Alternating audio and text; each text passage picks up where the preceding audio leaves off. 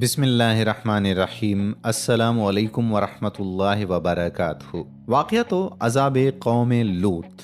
ابلیس لعین نے ایک بوڑھے آدمی کی صورت میں نمودار ہو کر ان لوگوں سے کہا کہ اگر تم لوگ مہمانوں کی آمد سے نجات چاہتے ہو تو اس کی تدبیر یہ ہے کہ زبردستی اس کے ساتھ بدفعلی کرو۔ چنانچہ سب سے پہلے خود ایک خوبصورت لڑکے کی شکل میں ظاہر ہوا اور اپنے ساتھ ان لوگوں سے خوب بدفعلی کرائی۔ پھر رفتہ رفتہ اس برے کام کے لیے یہ لوگ اس قدر عادی ہو گئے کہ عورتوں کو چھوڑ کر مردوں سے اپنی شہوت پوری کرنے لگے۔ چنانچہ حضرت لوط علیہ السلام نے ان لوگوں کو اس فعل بد سے منع کرتے ہوئے اس طرح واعظ فرمایا۔ قرآن پاک میں آتا ہے، اے میری قوم، تم وہ بے حیائی کرتے ہو جو تم سے پہلے جہان میں کسی نے نہیں کی، بلکہ تم لوگ حد سے گزر گئے۔ سورہ اعراف آیت نمبر 10۔ لوط علیہ السلام کے اس اصلاحی اور مصلحانہ واعظ کو سن کر اس قوم نے نہایت بے باکی اور انتہائی بے حیائی کے ساتھ کیا کہا، اس کو قرآن کی زبان سے سنیے۔ ترجمہ اور اس کی قوم کا کچھ جواب نہ تھا مگر یہی کہنا کہ ان کو اپنی بستی سے نکال دو، یہ لوگ تو پاکیزگی چاہتے ہیں۔ سورہ اعراف۔ ویڈیو میں آگے بڑھنے سے پہلے تمام ساتھیوں سے کہنا چاہتا ہوں کہ اگر آپ بھی ہماری خصوصی دعا میں شامل ہونا چاہتے ہیں تو کمنٹ میں اپنا نام ضرور تحریر کریں تاکہ آپ کا نام لے کر دعا کی جا سکے۔ پیارا اسلام کی ویڈیو کو دیکھنے والے مزید انبیاء کرام کے حوالے سے ویڈیوز دیکھنے کے لیے ہمارا چینل ضرور سبسکرائب کریں تاکہ نئی آنے والی ویڈیو آپ تک آسانی سے پہنچ سکیں اور آپ بھی پیارا اسلام کا حصہ بن جائیں۔ دوستو، جب اس قوم کی سرکشی اور بدفعلی قابل ہدایت نہ رہی تو اللہ تعالیٰ کا عذاب آ گیا۔ چنانچہ حضرت جبرائیل علیہ السلام فرشتوں کو ہمراہ لے کر آسمان سے اترے اور حضرت ابراہیم علیہ السلام سے ملنے کے بعد رخصت ہو کر حضرت لوط علیہ السلام کے پاس پہنچے۔ یہ سب فرشتے بہت حسین اور خوبصورت لڑکوں کی شکل میں تھے۔ ان مہمانوں کے حسن و جمال کو دیکھ کر اور قوم کی بدکاری کا خیال کر کے حضرت لوط علیہ السلام بہت فکر مند ہوئے۔ تھوڑی ہی دیر میں قوم کے بدفعلوں نے لوط علیہ السلام کے گھر کا محاصرہ کر لیا اور بدفعلی کے ارادے سے دیوار پر چڑھنے لگے۔ آپ علیہ السلام نے نہایت دل سوزی کے ساتھ ان لوگوں کو سمجھایا اور اس برے کام سے منع کرنا شروع کر دیا، مگر یہ بدفعل اور سرکش قوم اپنے بیہودہ اقدام سے باز نہ آئی۔ حضرت لوط علیہ السلام نے اپنے مہمانوں پر دروازہ بند کر دیا، پس وہ آئے اور انہوں نے دروازہ توڑا اور اندر داخل ہو گئے۔ حضرت جبرائیل علیہ السلام نے ان کی آنکھوں پر ضرب لگائی تو ان کی بینائی ختم ہو گئی، تو انہوں نے کہا کہ اے لوط، تو ہمارے پاس جادوگر لے کر آیا ہے۔ چنانچہ انہوں نے آپ کو بڑی دھمکیاں دیں اور آپ علیہ السلام دل ہی دل میں فکر مند ہوئے کہ جب یہ چلے جائیں گے تو وہ مجھے اذیتیں دیں گے۔ فرشتے اب تک یہ منظر خاموشی سے دیکھ رہے تھے۔ جب ان اوباشوں کی گستاخی اور حضرت لوط علیہ السلام کی پریشانی اور بے بسی کی انتہا ہو گئی تو جبرائیل علیہ السلام گویا ہوئے، آپ ڈریے نہیں، میں آپ کے رب کی طرف سے بھیجا ہوا ہوں۔ اے لوط، گھبراؤ نہیں، دروازہ کھول دو اور ان مسخروں کو آگے آنے دو۔ ہم لڑکے تھوڑے ہی ہیں کہ یہ آگے بڑھ کر ہم کو دبوچ لیں گے۔ اب ان ظالموں کی مہلت کی گھڑیاں ختم ہو گئیں، صرف صبح ہونے کی دیر ہے اور صبح کے طلوع ہونے میں اب زیادہ وقت نہیں۔ حضرت لوط علیہ السلام نے کہا، اب سورہ ہود میں مذکور قرآن مجید کے الفاظ میں سنیے جس کا ترجمہ ہے، تو جب ہمارے بھیجے ہوئے فرشتے لوط کے پاس پہنچے تو وہ بہت غمگین اور تنگ دل ہوئے، کیونکہ انہوں نے فرشتوں کو پہچانا نہ تھا۔ وہ سمجھے کہ وہ انسان ہیں اور وہ اپنی قوم کی عادت بد سے واقف تھے۔ کہنے لگے کہ آج کا دن بڑی مصیبت کا ہے، خدا خیر کرے۔ اور ان مہمانوں کی خبر پاتے ہی ان کی قوم اپنی شہوت سے مجبور ہو کر ان کے گھر کی طرف بے اختیار دوڑی ہوئی آئی، اور وہ پہلے سے بدکاریوں کے خوگر تھے، کوئی نئی بات نہ تھی۔ لوط علیہ السلام نے کہا، اے میری قوم، یہ میری بیٹیاں موجود ہیں، تم ان سے نکاح کر کے اپنی جنسی خواہش کو پورا کرو، یہ تمہارے لیے زیادہ پاکیزہ ہے، اور اللہ سے ڈرو کہ پاک اور جائز طریقے کو چھوڑ کر ایسے خلاف فطرت اور گندے کاموں میں مبتلا ہوتے ہو، اور میرے مہمانوں کے معاملے میں مجھے رسوا نہ کرو۔ میزبان کی بے غیرتی ہے، کیا تم میں کوئی بھی بھلا آدمی نہیں ہے جو میری مدد کرے؟ وہ بولے، اے لوط، تم جانتے ہو کہ ہم کو تمہاری بیٹیوں سے کوئی غرض نہیں ہے، اور تم خوب جانتے ہو جو ہم چاہتے ہیں، پھر حجت کیوں کر رہے ہو؟ ہم اپنا ارادہ پورا کیے بغیر نہیں مانیں گے۔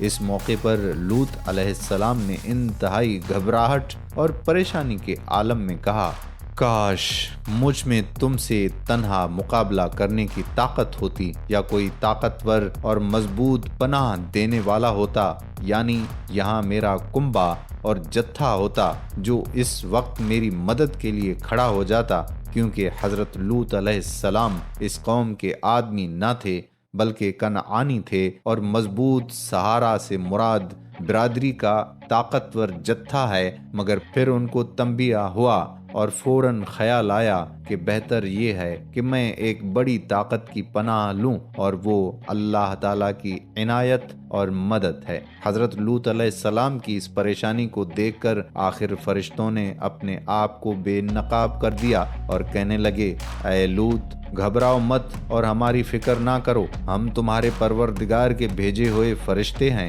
جو ان کو تباہ کرنے کے لیے آئے ہیں۔ یہ ہمارا تو کیا بگاڑیں گے، تم تک بھی نہ پہنچ پائیں گے، سو تم کچھ رات رہے اپنے اہل و عیال کو لے کر نکل جاؤ، اور تم میں سے کوئی شور اور دھماکہ یعنی عذاب کی آواز سن کر پیچھے مڑ کر بھی نہ دیکھے۔ ہاں، تمہاری بیوی جو قوم سے ملی ہوئی ہے، وہ ان کی فکر میں پیچھے مڑ کر دیکھے گی، بے شک اس کو بھی وہ عذاب پہنچ کر رہے گا جو ان کو پہنچے گا، اور وہ اس لپیٹ میں آ جائے گی۔ اب ان ظالموں کی ہلاکت میں دیر نہیں ہے، بے شک ان کی تباہی کے لیے صبح کا وقت مقرر کیا گیا ہے، صبح قریب نہیں ہے۔ پھر جب ہمارا حکم پہنچا تو ہم نے ان کی بستی کو تل پٹ کر دیا۔ جبرائیل علیہ السلام نے اس بستی کو اٹھا کر بلندی سے زمین پر الٹا کر کے پٹک دیا، پھر اس پر پکی ہوئی مٹی کے پتھر برسائے، اور پتھر خدا کی طرف سے نامزد کیا ہوا تھا کہ اسے کہاں گرنا ہے، اور یہ بستی ان ظالموں سے جو آج محمد صلی اللہ علیہ وآلہ وسلم کا انکار اور ان کی مخالفت کر رہے ہیں، کچھ ایسی دور نہیں ہے، بلکہ مکہ سے شام کا سفر کرتے وقت راستے میں پڑتی ہے۔ بحوالہ سورہ ہود۔ بعض روایات سے معلوم ہوتا ہے کہ حضرت لوط علیہ السلام کے گھر پر چڑھائی کرنے والوں کو بھیجنے والے قوم کے کچھ سردار تھے، انہی کے لیے ان بدمعاشوں نے مہمانوں کا مطالبہ کیا تھا۔ اس لیے حضرت لوط علیہ السلام نے فرمایا کہ یہ میری بیٹیاں موجود ہیں، مگر یہ واضح رہے کہ خواہ بیٹیوں سے ان کی حقیقی بیٹیاں مراد ہوں یا قوم کی لڑکیاں، حضرت لوط علیہ السلام کا مطلب یہ تھا کہ ان سے نکاح کر کے جائز طور تمنا کرو۔